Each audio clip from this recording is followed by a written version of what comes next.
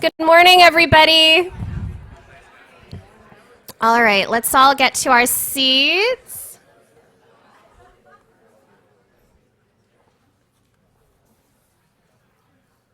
Welcome to Silicon Valley Leadership Group's 5th Annual Education Summit, hosted by Microsoft. My name is Kristina Peralta, and I'm the Director of Education and Workforce Preparedness at the Silicon Valley Leadership Group. Before we get started, I'd like to recognize our sponsors and our elected officials. Could you please stand?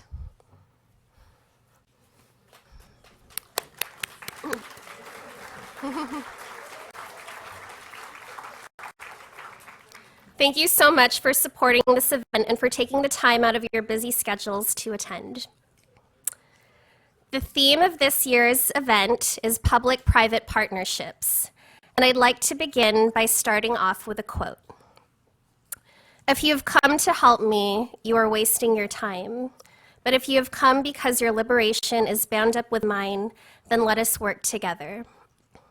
This quote is from Lilla Watson, an Aboriginal elder, activist, and educator from Queensland, Australia. And the reason I started off with this quote, before we embark upon a day learning about the ways in which businesses, schools, and local communities are working together to improve academic outcomes and the quality of life for all students and their families, but particularly low-income students of color, is that I wanted to make it very clear that our role as advocates is not to help. Our role is to actualize. And sometimes I think that we get these two confused. To actualize means to make real a student's potential, to make real a student's understanding of their own power. Early in my professional career, I'm actually quite older than I look. I had the opportunity to work as a community organizer with undocumented Asian and Pacific Islander students. As an individual born in the United States to immigrant parents from the Philippines, I had the privilege of citizenship, which warranted things like the ability to attend a UC and pay in-state tuition prior to the passage of Assembly Bill 540, or the ability to work legally after graduation, or the ability to vote for elected officials who would make decisions that would impact my life. As a community organizer, I created a group where undocumented students could not only feel safe talking about issues and struggles, but could advocate for immigration reform for themselves and for their communities.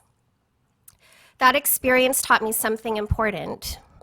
It taught me that as advocates, it is not our role to speak on behalf of. It is our role to use the privileges that we have to create space so that those that are disenfranchised can speak for themselves. It is at the end of the day acknowledging that we, including the children and families in the communities our work hopes to impact, all have agency. It is not helping, but actualizing. It is a difference between charity and justice. We are here today to discuss partnerships that are meaningful, partnerships that have impact, partnerships that are sustainable, partnerships that are authentic, but most importantly, partnerships that recognize the agency of students and families in the communities that are too often overlooked in Silicon Valley. There is nothing deficient or lacking in the students or people in the communities of Bayview Hunters Point, or East Oakland, or East Palo Alto, or in my old neighborhood of East San Jose. What is lacking is opportunity. How are these partnerships creating opportunities for students while acknowledging their agency, their humanity, their power? How are these partnerships creating opportunities for students while actualizing their agency, their humanity, their power? We are lucky today to be joined by companies including Microsoft, Synopsys, Salesforce, Facebook, PwC, AdPar, Symantec, and Zynga, who will discuss how they are doing just this in the areas of education technology, workforce development, diversifying the STEM pipeline, and supporting the implementation of new education reforms, the Silicon Valley Leadership Group's 4 education priorities. I will close by saying there is much at stake for both sides. There are numerous studies, including a 2014 McKinsey report, that discusses the impact of diversity on a company's bottom line. that find that an economy that is representative of the true diversity of our community is more competitive and more profitable, creative, productive, innovative.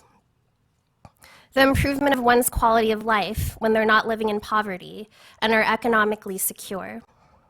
But there's also the future of our democracy at stake.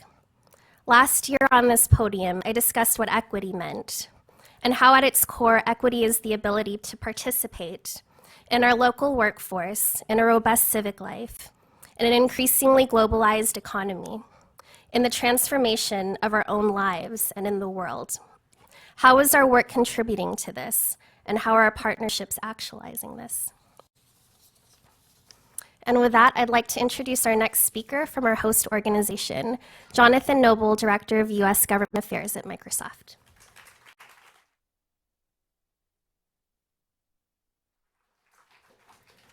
Thank you, Kristina. First of all, welcome. How many people is this their first time on this campus, Microsoft Silicon Valley campus? That's fantastic. We host over 100 community events like this a year, and it always is shocking to me how many people, it's their first time here on this campus.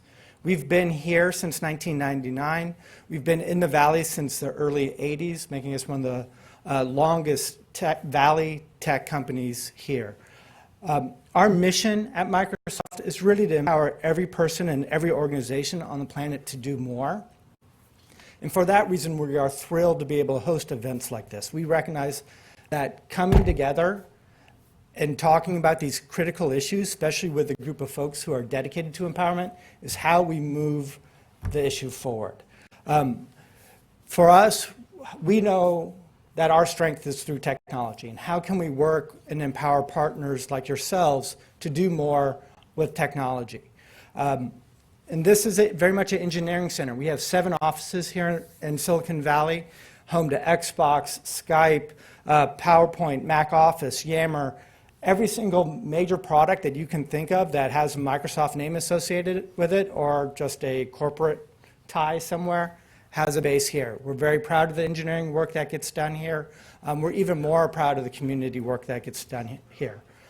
As a company, we are dedicated to engaging in the communities in which we work at a global scale. We donate over $1 billion every year in cash and product. And if you are a C3 nonprofit, you are eligible. You can work through our partner TechSoup. It's a group that many of us, including Salesforce and others, partner with, San Francisco-based company with a global footprint. We are very focused on closing that opportunity gap. How can we make sure that our partners are receiving the technology support they need to really help people be more successful in what they want to achieve? One program that we're very proud of is TEALS, Teaching Technology, Education, and Learning in Schools. It's a partnership program whereby we match computer science folks from industry, from academia, with teachers to co-teach CS in schools. It's a program that's really exploding nationally, especially here in this area. I want to ask Anu and Lauren to step up, who are driving this program here in the Western region. They're in the back. If you want to learn more about this program, please talk to them, grab them. They'll be here all day or all morning. Well, they'll be here all day. You won't. We also encourage our employees to engage. Over 85% of our employees participate in our GIVE program. It's a program whereby we match up to $15,000 a year in donations to C3 nonprofits. Within the US, what does that mean for a company of our magnitude? $120 million a year gets generated through that program annually. It's something we're very proud of. It's something that is a big focus. If you come onto this campus in October, you will literally see signs everywhere. There's competitions going on. It's something that we are deeply committed to as a company. The reason why I say that is because we all know that we are all dedicated to moving this mission forward. I want to commend Silicon Valley Leadership Group for the work they do and the work that you all do in that effort. We've got a really great program today, really talking about the opportunities for partnerships. We're going to hear from some leaders in this space. A lot of companies out here are doing some really great work. You'll hear clearly from many of us today. I'd also encourage you to reach out to your partners, to your companies with whom you're familiar, and find out what they're doing. Oftentimes you'll find it on their webpage, but also encourage their employees to ask their chains, management, HR, et cetera, about how the company's engaging.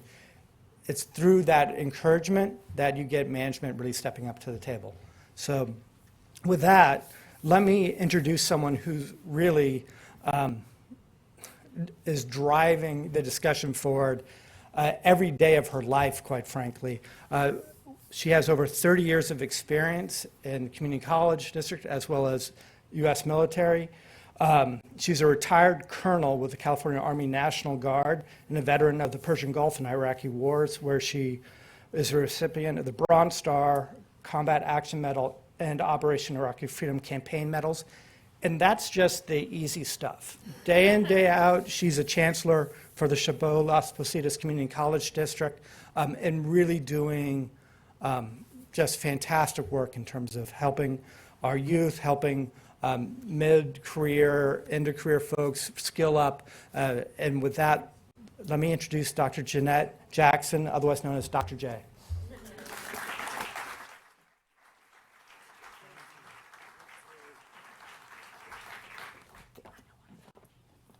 So how do you follow that introduction? Boy, if I were in the military, I'd say, huh? That means whatever you want it to mean in the morning. But thank you, Jonathan, for that introduction. And good morning again. My name is Jannett Jackson, or as many call me on the campus as Dr. J. And I did play a little hoop when I was younger, but certainly I'm no Dr. J. So I'm the Chancellor of the Chabot Las Positas Community College District, and I'm really pleased to be here today to make the introductions of our speakers. But before I do that, I would be remiss if I didn't give you just a little bit of background of our colleges. I'd like to share with you a little bit about them. I have two colleges, Chabot College, which is located in Hayward, and also Las Positas College, which is located in Livermore. And our district celebrates over 50 years of service to our communities. Our two colleges are what we call comprehensive higher education institution. Not only do we offer degrees, but we also have technical certificates, short-term certificates, 6 months, 12 months. We have transfer programs, including recently in the last 3 years, guaranteed transfer to many of the CSUs. So if students take a certain pattern, they can automatically be transferred their first 2 years without having to go through someone looking and reviewing all of their credits, which has been great for us. We also have short-term skills training for employees that need refresher courses or are looking to advance themselves professionally and need to hone up on their skills. So California community colleges alone are the largest educational system in the nation. In California, we serve over 2.4 million students. So if you added up all the students in the CSUs, all the students in the UCs, they still wouldn't come close to the number of students that we serve in community colleges throughout the state of California. We represent 113 community colleges, 72 districts throughout the state. And our system has been characterized by solid financial management, good accreditation standing, and a strong record of academic quality. I'm also very proud that this last June, we passed a $950 million general obligation bond for our district, which is the second largest bond measure passed in a community college system in the state. And that is not only great for our students, but it also will provide economic growth and jobs in our region for the next 15 to 20 years. So I'm very proud of that. We have combined an annual student population in our district of about 29,000 students. And our service area is over 560 square miles. If you look at the 10 cities that we serve, like I said, from Livermore, Castro Valley, Sonoma, Dublin, Pleasanton, Hayward, San Leandro, San Lorenzo, 560 square miles. So we're no small potato. Our reputation draws students from all over the Bay Area. Across the Ultima Pass, we were amazed. We have a large number of students that come in from Tracy every day. And from throughout the state, students come in, as well as internationally. We have students outside of the United States. Our three guiding pillars are what I call EC squared. And yes, that came to me in the middle of the night after looking at something on Einstein. But it really characterizes what we do: educational excellence, community involvement or community collaboration, and curriculum currency or relevancy. And so I think it is extremely important for us to reach out to business and industry, both private and public sectors, community organizations, because everybody eventually wants a job. And we are that pipeline, we feel, for that. And so I'm very happy to be here. So I'd just like to find out from the audience, if you could just raise your hand if you went to a community college, or you have a relative that went to a community college, or graduated from a community college. Yes, yes, yes, yes, we can.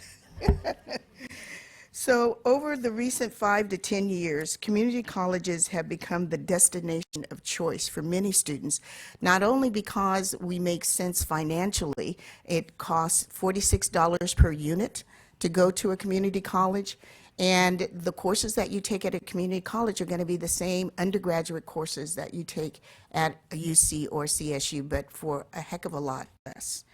So we also do transfer for bachelor's, master's, PhDs, and in fact, we do have students who have gotten their degrees and then decide that they don't like that field or they want to try something else, and they come back. So why has it become the educational destination of choice? And the reason is we have equally qualified professors who actually enjoy teaching in the classroom, and the classes are reasonably sized. We don't do the freshman course of 400 students taught by a grad student. Our faculty members actually chose teaching as a profession, and they love students, as can be attested by Mr. Tom Hanks, who went to school at Chabot College. We are proud of the open access mission of the community colleges, which brings in a tremendously diverse student population, many of whom are the first in their family to attend college. These students are hungry, they're driven, and are the sort to make top-notch future employees, hopefully the types of employees that you're looking for. And speaking of hiring locally, this is a great time to consider partnerships with your local community colleges to help develop your employee pipeline. This year, Governor Brown authorized $200 million for a program he calls a Strong Workforce Program, an initiative to expand access to career technical education, or as we call CTE, courses to implement a regional accountability structure. So you wouldn't just be dealing with those 113 colleges, you'd be dealing with the different regions. And we have a Bay 10 region. The Strong Workforce Program is designed to do the following: ensure that career technical programs and workforce development programs in community colleges are responsive to employer and worker needs, encourage cross-sector collaboration, just what we were talking about a few minutes ago, and engage employer and labor leaders in developing and aligning programs to workforce needs. There are 21 community colleges that comprise the Bay 10. I am only one district and 2 colleges. The Bay 10 Regional Consortium is called the Bay Area Community College Consortium, or we call it the BACCC, because that's a mouthful. But I would love to talk to you about that. I've already reached out to Jonathan and maybe hosting something in this area to really bring in employers and educational leaders like myself, the CEOs of our institutions, so that we can develop a closer partnership and relationship in the future. For those of you in the private sector that have different campus locations across the Bay Area, consider working with your local community colleges to build employee pathways, provide additional high-quality training, and to build a pipeline for recruitment. The Strong Workforce Initiative is meant to build a regional approach to creating high-quality CTE skills and jobs for our region, so hiring locally. And many of you have a commitment to give back to the community, as we're going to find out later on. And this is a great way to do it, and also to help your companies. So I invite you to consider Chabot Las Positas Community Colleges or one of the other Bay 10 community college districts and work with us to help us to hire and to train to the needs that you desire. So that is my pitch. I want to thank you for your attention this morning, and I look forward to working with you in the near future. And now, my introductions. I would like to now introduce our morning keynote, Ebony Frelix. She is the Senior Vice President for Employee Engagement and Philanthropy at Salesforce.org. And Hydra Mendoza McDonald, the moderator for this morning's discussion. First, let me share with you a little bit more about Ebony Frelix. Again, she's the Senior Vice President of Employee Engagement and Philanthropy at Salesforce.org. Ebony's entire role centers on engaging with and helping the community. Ebony involves more than 20,000 employees in community service and administers millions of dollars in grants to advance Salesforce.org's 111 integrated philanthropy model.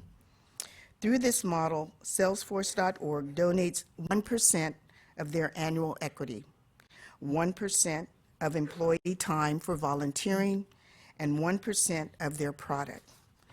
To date, Salesforce.org has donated their software in 26,000 community-based organizations and schools, given $100 million in grant funds, and employees have volunteered 1.1 million hours to organizations around the world. Quite an accomplishment.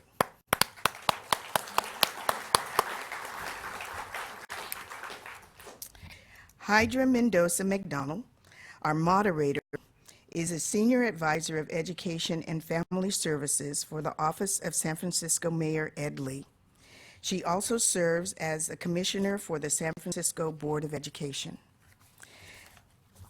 In 2005, Hydra was first appointed to the Policy Council on Children, Youth, and Families by former San Francisco Mayor Gavin Newsom.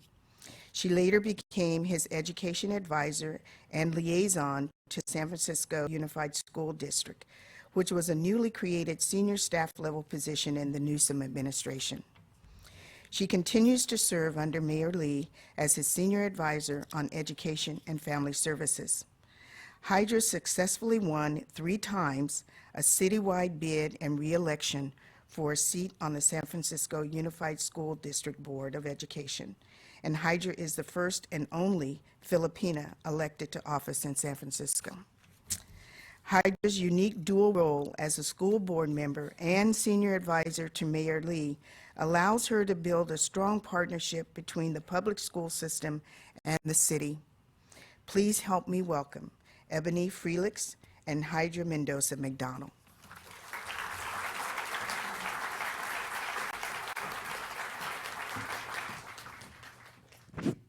Good morning, everyone. And for those of you that came from San Francisco and above, good early morning, everyone. Before we get started, I have a quick announcement. There is a black Elantra GT, license plate 7GWZ408. With a Biola University alum license plate, your lights are on. We don't want you to get stuck out here, so if you wouldn't mind going out and turning off your lights, that'd be great. Good morning, Ebony. Good morning, Hydra. So this is really early for both of us, but we're gonna have some fun up here. So Ebony and I have known each other for several years. We've worked on an amazing project in San Francisco Unified School District and in the city to bring our middle grades up to par, actually, with our technology. But let's learn a little bit more about you, Ebony. So tell us a little bit more about yourself and Salesforce and how you got there and what you're doing now, and a little bit of thoughts of the future for Salesforce. Sure, but before I begin, I just want to say thank you for inviting me to speak here. It's such an honor to be here on the stage with Hydra and representing Salesforce.org. So with that, I will tell you a little bit about myself. So I am one of those rare San Francisco natives. It's not rare to me because I'm from there, but everybody says it is, so I'll go with that. And did all of my schooling actually in San Francisco. So K through college and earned a degree from Golden Gate University in computer science, and then spent most of my career working in technology organizations. I mean, aside from my first jobs of like camp counselors and day camps for San Francisco Rec and Park, I had those jobs too, which were super fun. But most of my career has been spent managing tech organizations and primarily on the banking side. So in 2008, late 2008, I switched industries actually and came to work for Salesforce.com. And has spent the last 7 years at Salesforce. The first 5 were actually in IT and in our tech ops organization, which is our customer-facing technology organization. And I did a lot of strategic planning and business operations for those organizations. And then for the last 2 years, I made this crazy, amazing industry shift into the philanthropic arm of Salesforce called Salesforce.org, where I've had just the privilege, as Dr. J mentioned, to lead this wonderful organization and just amazing philanthropic efforts. So that's a little bit about me. Wonderful. So Dr. J mentioned the one-to-one-to-one. Nailed it. Yes, she did. But tell us, it's unique, and it's something that you've actually been talking to a lot of other industries about adopting. So what makes it so unique? So let me just back up a little bit. Dr. J did a wonderful job at that. But really 17 years ago, Salesforce started out to create a new business model, a new technology model, and a new philanthropic model. And we called that model the 1-1-1 model, donating 1% of product, equity, and time back out into the community.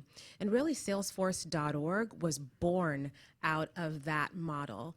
And today, what Salesforce.org is a nonprofit social enterprise that leverages technology, products, and resources to better the world. So that's really, who we are and what we do. And we have amazing results. As we mentioned, 29,000, over 29 nonprofit customers and higher ed customers using our product. So that amazing Salesforce technology is in the arms and the hands of nonprofit customers who really need it. We have given over $128 million of grants worldwide.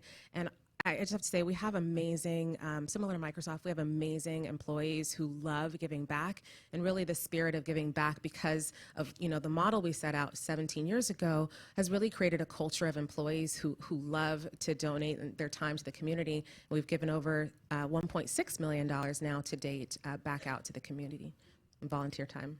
That's amazing. We've actually been able to take advantage of every single one of those components of your model, and it's just been an added value big time to our school district. And I think when we say these numbers, it may seem a little daunting, like, wow, where do I start? If I'm a small organization and I don't have, millions of dollars to give away, or I'm a large organization and, what do I do, and really I think it's the principle of starting small to create a big impact. The 1% model really is, an investment on your future success, and saying that when we become successful as a company, we will give back to the community. And so, back when Salesforce started, 1% of nothing was nothing. But we had people who, were armed with this kind of volunteer spirit, and they went out and did reading within the schools, and they did school beautification projects. So it was really a nice entry point to create this culture of now employees who give back. That's wonderful. So you've focused a lot on education. And so why computer science curriculum? Why education? So, we just know that computer science and knowledge of computer science is essential to compete in today's workforce. It's kind of like table stakes now. And so really it's our strong desire. Let me back up, because I think it really goes nicely with today's theme. We know that children and students from underrepresented communities are struggling here. They don't have the access and exposure to gain these skills to compete in today's job market. So really our role is to kind of help these kids get college and career ready. And I think about our partnership with San Francisco Unified School District, where we've given over $14 million in the last 3 years to the school district. And we're so proud of the work that the district is doing. I don't know if everyone knows this, but San Francisco Unified is the first district in the nation to require computer science for all grades. So that's pre-K through 12th grade. Yeah, we're going to clap for that. It's early, but we're going to still clap for that. You can give that to that. And so, that's amazing.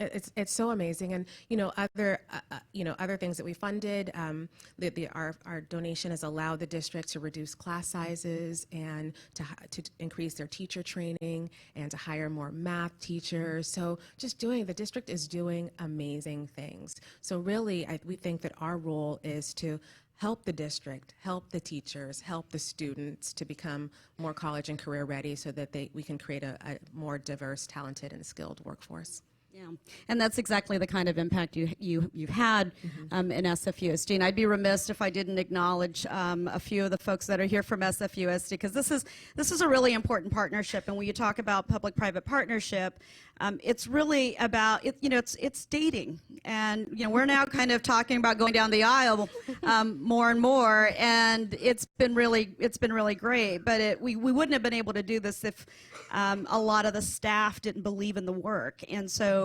Guadalupe Guerrero's here, who's our deputy superintendent. Melissa Dodd's here, who's our CTO, and Brent Stevens is here, who's our chief academic officer. And those are 3 key components that you would need in order to really come into the district and have the kind of impact that Salesforce has had. So it's mattered a lot, and I think the relationship piece is key. So let's talk a little bit about the kind of investment that you've made, because there are investments that you can make that really go to the systemic change that you want to see and impacts the thousands of kids that you want to impact. And then there's equally as important, a lot of the feel-good projects, a lot of the projects that really speak to the employees and change communities. So let's talk a little bit about that and what Salesforce, how Salesforce views their investments and what you'd like to see around that a little bit. So I think, first of all, both are good. Both are great. And I think it's fine to start with sort of more passion projects like school beautifications and maybe small donations. That's great. I think it's a great entry point for organizations. I think it's a good way for them to have quick wins within their company, for them to feel good, and then also quick wins within the community to get that partnership going and to understand who the players are, right? So like you said, that dating relationship there, I like that. But I think as organizations start to scale and mature, it's important to start thinking about what your long-term legacy or impact is going to be. And so that's why we've chosen to focus on education and workforce development. That has become, our volunteering in schools and, reading in schools has become our passion project because we were so early on doing those things. And that's really allowed us to go beyond the check. And I think that's what we want more organizations to do, go beyond just those passion projects and turn it into a long-term, turn it into long-term systemic change. And I think, it's so important, especially for these underrepresented communities, that you have partners that are in it for the long run, right? So they're not just, giving a check and going. I mean, that's good. That has its place. But, I think it's having committed partners who are willing to be year over year over year and committed to each other and committing to seeing that change. And, our project started off as let's get devices into the kids' hands. Let's Wi-Fi the entire middle grades. And it's really turned into something that's been a lot more impactful. And the way that we switched that up a little bit was, let's not only do that, but let's really train our teachers. Let's provide some opportunities for our principals to be really creative. And then let's think about how we embed that in our mathematics. And not just have it be a one-off, right? It's not just about putting devices in our kids' hands. Absolutely. It's what they do with that and how we can change the way in which they learn. And we just had some really great results. Our eighth grade math scores were off the charts, and this is a 3.5-year investment that we've had with Salesforce, and we're really on top of what SFUSD is already doing. This has really kind of been the anchor to so much of what we've been able to do. You're absolutely right. I think what started out for us as an investment in technology really turned into the foundation for an investment in math and computer science. And, like you said, the results are amazing. So some of what we've been thinking about in terms of the investment in the middle grades is to start moving our kids to and exposing our kids, giving them an experience in middle grade so that when they get into high school, computer science doesn't seem as foreign. Our kids are all on devices and phones, and they know more about technology than most of us. But we're also trying to prepare them for the workforce. And Mayor Lee has had his Mayor's Jobs program. We started off employing 5,000 kids during the summer. That turned into a year-round. And with SFUSD, we're now doing about 8,000 jobs across the city for our young people. What has that meant to you in terms of your engagement? And then what about the internship program you guys created for yourselves? You talked a little bit about diversifying your workforce and exposing our kids to so many different things. Salesforce isn't just technology, it's so much more than that. But tell us a little bit more about that. So I have to tell a little story about the Mayor Summer Jobs Plus and my first kind of encounter with it. So this was before I started working for Salesforce.org. I was working on the Salesforce.com side. And I was asked to represent Salesforce at the Summer Jobs Plus event. And, it was an event with Mayor Lee, and it was at City Hall or somewhere very official. And, I was prepared to give a formal statement, and, I was really prepared for it to be a buttoned-up event. And so I get there and I walk into the room and it is a buzz. There's kids there, there are elected officials there, but they're walking the room. And it was so exciting. And I remember after the electeds gave their speeches, and what happened is Mayor Lee and Eric from United Way, they get up and they MC this room, and people are like, I want to take this many interns, and it's like an auction for interns, and so I was like so excited, and I was like, well, what am I supposed to say? And it like totally changed my talk track, and I had PR there, and it was just such a fun event. I think we committed that at that point to like 10 or 15 interns, but that was contributing to the at that time, I think it was a 5,000 that the mayor was trying. So really that was Salesforce's kind of first exposure to this initiative. And it's so exciting to be a part of that. And so over the years, and as I transitioned into my role at .org, we continued obviously to be a part of it. But then it was more approaching the mayor's office and United Way and saying, how can we do more? And that led to a bigger partnership with the mayor's office and the United Way. And ultimately what happened was we actually had a group of students. We actually had a group of students come by, and we do, Nikki Lasley, who's in the room here and is going to be on a panel later on today, go see her, was hosting a group of high school students from Mission High School. And across the room, we were having a conversation with all the San Francisco Unified School District principals, middle school principals, with Mark Benioff, our CEO. And they were literally right across the hall from each other. And Mark found out that we had these Mission High kids here, and they were students from the Black Student Union. And Mark spent most of his time over there talking to the kids, like doing a fireside chat with them. And, most of them had no idea who he was at the time. And he was so impressed, though, by them that he came back, and after the meeting, he said, I want to employ all of those kids here this summer. So then I had to create a program. So that was 2014. We started with what we thought was going to be maybe 10 students. All of them wanted to come, but there were 14 of them. And then we sent out a note to all of our executives saying, hey, we're going to have these interns on site. Who wants one?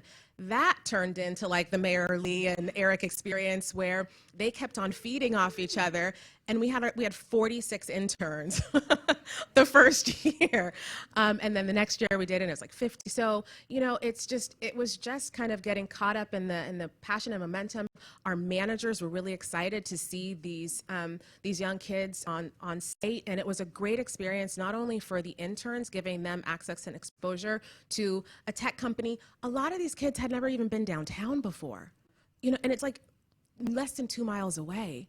So that's critical that they know that there are opportunities for them within their city, and that they could do something in tech, and it doesn't have to be super technical. That was the other big aha for them. So, that's kind of the genesis of our program. No, it was really amazing. And just to take, go back 2 months, so Mark Benioff and the mayor take a group, and Richard Carranza, our superintendent, take a group of 40 young people to go see Selma. So this was when Selma came out. So, just to kind of show you the expansion of the engagement that our leaders have had with our young people, they take a group to go see Selma after the movie. So Mark, first of all, says, I'm going to come and watch the movie, but then I got to slip out. And we watch the movie. He's seeing the expression on the kid's face, and he says, I'm going to stay. Can I stay? Can I come in? Because we were doing a little round table afterwards. So we walk over, and here the kids are sitting in a room with these three, leaders of our city, and they start grilling them about why it's so important for the kids to be much more engaged. What are they doing around police and youth relationships? What are they doing about jobs? What are they doing about all of these different things? And so one of the young people, the president of the BSU, went up to Mark afterwards, and he says, "What do you do anyway?" And so Mark he looks at me, and I'm like, "You tell him what you do." He goes, "What? You know what? Come down, and I'll show you what I do." And that's how the kids ended up at Salesforce. And so, I think this, Nikki, was one of your very first projects, poor Nikki. And she's like, what? They're coming down? We got to do some kind of a full day program for them? But it was amazing. It was amazing because the kids honestly did not know what you can do within an organization like Salesforce. And they touched on a variety of different things. It wasn't only the engineering department, but then it was also the security department. And, and folks were kind of walking around and coming and talking to the kids. And that, became such a cornerstone for the internship program that you now have. And the kids, they really vie for these spots. These are golden spots. And then you've also extended a couple of spots every year to those that have just outperformed themselves. And you keep them on for a little extra while. Absolutely. And I'm sure you're going to be keeping tabs on them keep because tabs you'll on be them. making sure they come back at some point. Absolutely. But this really speaks to industry in the education space, right? And the value that it has, because you're really kind of building a pipeline for yourself. Right. And you're also making sure that the kids are prepared.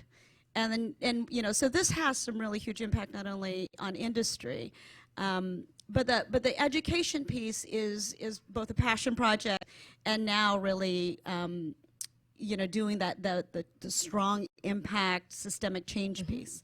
So why, first of all, should industry be involved in education? And what does a successful business education relationship look like? So, since we were talking about Mark, one of my most favorite Mark quotes is that the business of business is to improve the state of the world. And I just love that. And I think that every leader should adopt that mentality because really there's an opportunity for corporations to get involved here and start chipping away at the problem and help create that, that workforce that we're looking for. And with regard to the partnership, I think that a successful partnership is one that is collaborative, one where you know each other's strengths and weaknesses, and you leverage those strengths and empower for us, it's empowering the district to do what they do best, and then they let us do what we do best. And I think, as you mentioned before, it is a really collaborative relationship, but it can be difficult. Our first year was pretty awkward.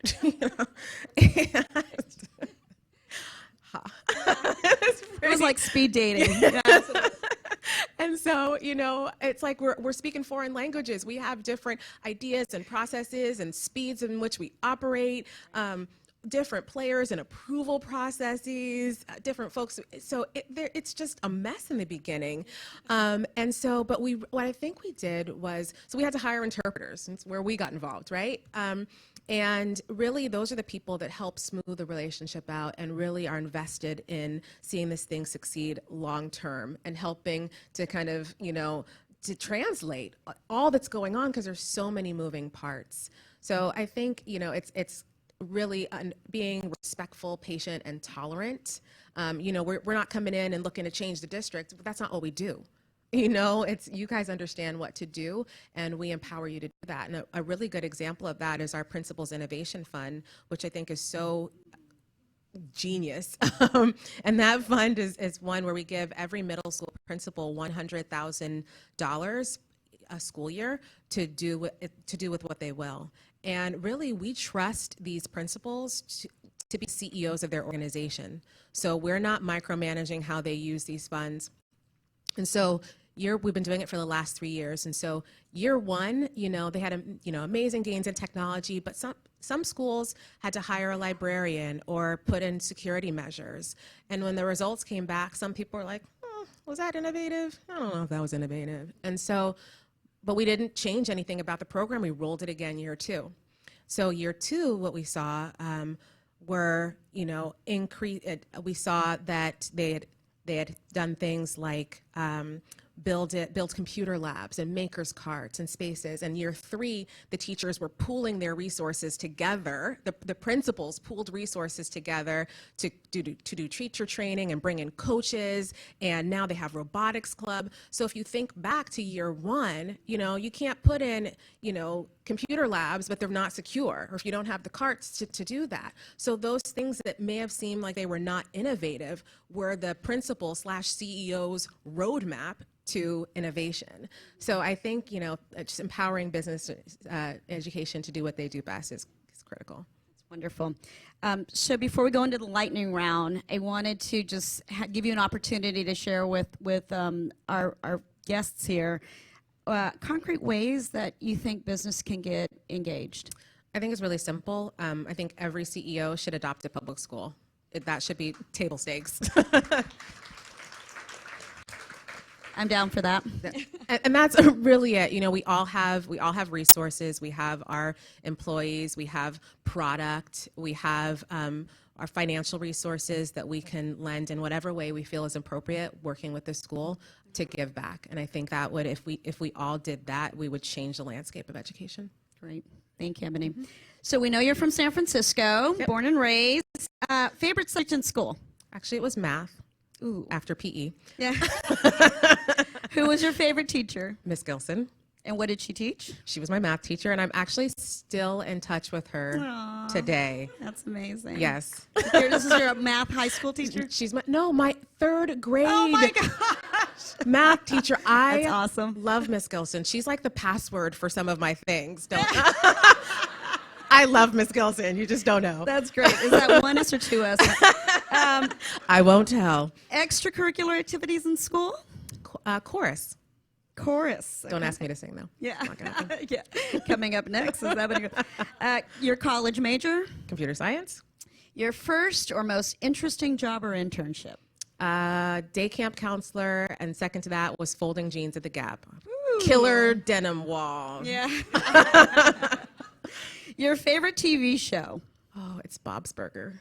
It's a cartoon. Oh, It's really good. You have to wow. watch it if you haven't. It's really funny. It's for adults. Your favorite hobby? When you can. Shopping. We always make time for shopping. Girls gotta look Shopping is not a hobby. good. Yes, if you shop the way I shop, it is a hobby. All right. Your favorite app? A Poshmark, which is a shopping app. What book is currently on your nightstand? Memoirs of a Geisha. I read it over and over and over again. I very love nice. that book. The best part of your job? Definitely the people. Very good. And last but not least, best piece of work advice? Find a good mentor and then be a good mentor. Ebony, Frelix, you're amazing. Thank you so much. Thank you.